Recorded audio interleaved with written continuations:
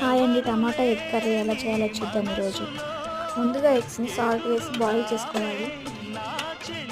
ఈ కర్రీకి 2 ఆనియన్లు, 3 టమాటాలు, 2 పచ్చిమిరపకాయలు తీసుకున్నాను. కాగిన ముక్కలు, దాల్చిన చెక్క, లవంగం చెక్క, మొహం వేసాను.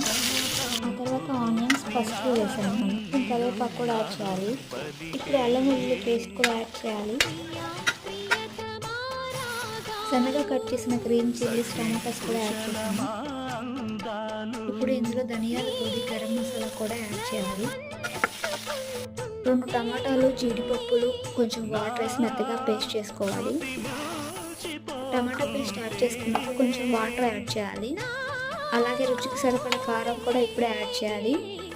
సరిపడా ఉప్పు కూడా యాడ్ చేయాలి. కర్రీ మొత్తం కుక్ అయ్యాక కొంచెం కొత్తిమీర, అలాగే ఎగ్స్ కూడా యాడ్ చేయండి. 1 మినిట్ లో ఫ్లేమ్లో ఉంచి కర్రీ కింద ఆపేయాలి.